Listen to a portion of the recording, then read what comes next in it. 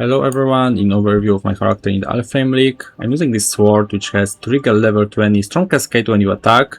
It's quite unusual because normally trigger spells comes with wording like when you hit something or when you crit something, but this is just attack, so I can use shield charge, and the idea is I shield charge around and the spell is constantly procced, so it's quite a cozy build when you just move forward and don't care about anything. I just cast my curse and that's all. I just sometimes need to resummon my Harbinger.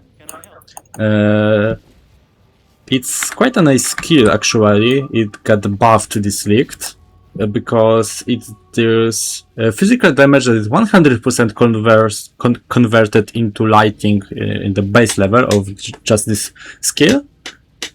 So we can use, for example, Spell Blade to give us some more flat damage from our weapon. And with the Squire Shield, we can actually get the 7 ring of this spell with zero cost, because this spell actually has no cost and it's quite efficient to trigger it really often.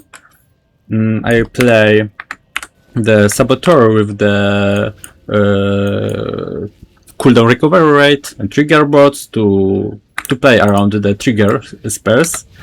And oh, I just stuck here and I have no way out because I don't have Frostblink, so that's quite, oh my god. Okay, so I think I need to mention here that this build isn't anything excellent, but it has so interesting and unique mechanics, and I want to talk about it, so that's why this video comes out. The next thing we are that scale our damage is this implicit on the Kitava first, which gives us 50% spell damage is equal to the increases to our evasion rating. So it's the weaker version of this Unblinking Eye new helmet. It's really strong. It has downside of physical damage reduction is 0, and it's not that big of the deal. You can easily build around it. But I decided I want to try triggering even more spells with Kitava first and don't have to worry about this downside. So I use Kitava first. We have some armor, so physical damage reduction from endurance charges, from Pantheon, and I think it help our, because we can scale it with something like the Light of Meaning. I use also Unnatural Instinct and the Might of the Meek, and only the Unnatural Instinct gives us 200% increased evasion rating with a lot of also useful stat, for example, increased physical damage 50%, so that's main factor of scaling our damage. It's still way less damage than using Unblinking Eye at the cost of the triggering spells in the Kitava first. I used to cast the Vortex. It has some nice scaling with the increased duration from our Unnatural Instinct, and to cast even the cast the Vortex, we need to meet the requirement of casting 100 mana on spell.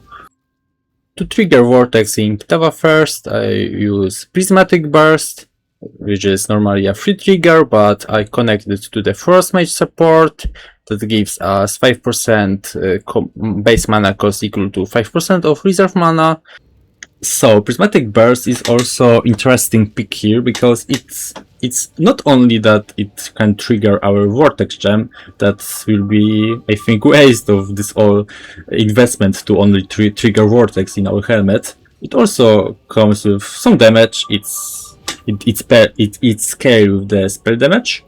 So also we can use something like Power Charge on Crit to give it more utility, and use this Unseen Hue ring, which gives us prismatic skills inflict brittle. So we also, brittle is element that gives us extra crit chance based on the cold damage. So with this ring and these gloves, we apply sap and prismatic and the breakthrough, which can be quite helpful with the taming ring that gives us some extra damage from each element on enemy. The last trigger on our build is using this amulet that gives us trigger lightning ball whenever we deal a critical strike, and critical strike is increased by overcapped lightning res. So we are using this flask. It's not the perfect uptime when we are idle, but we have some chance to get flask when we are critting. And we are using the traitor with this belt that gives us extra effects. So whenever I'm using this flask, we have above 80 max res and some extra overcraft lightning resistance. So it's over 100% increased crit. That's some nice extra damage. It also has minimum frenzy charges. I also have this on my shield, so I have 2 minimum frenzy charges, which gives me some more attack speed. 2 trigger spares.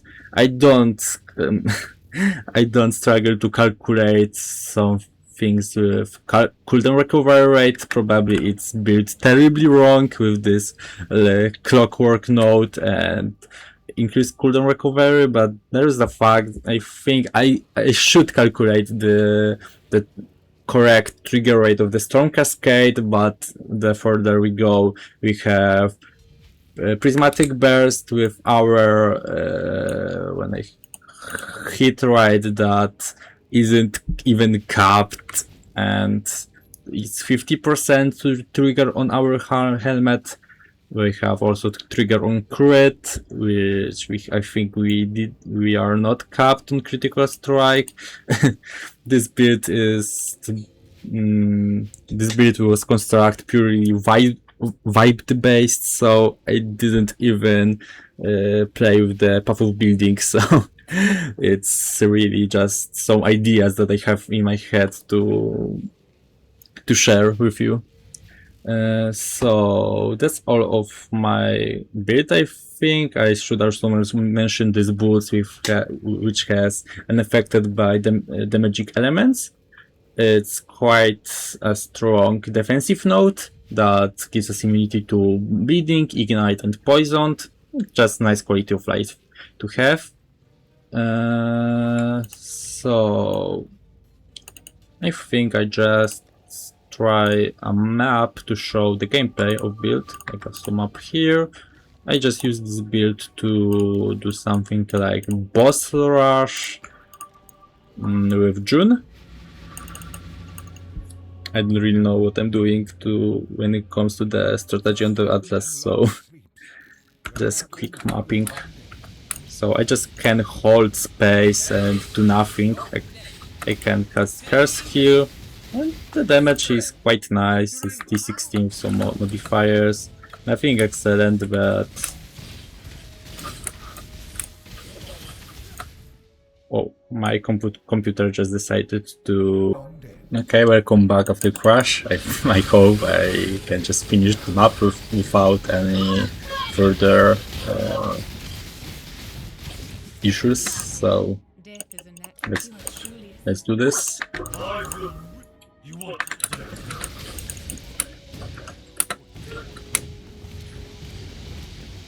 So I'm just holding my shield charge.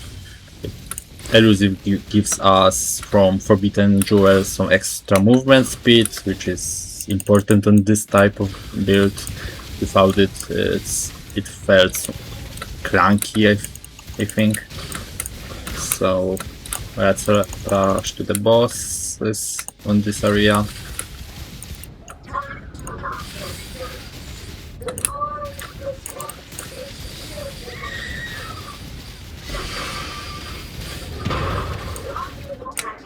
Oh, I have some extra scarabs here which trigger now. Okay, and there's also Kim, and I think it's cleared, so that's the gameplay.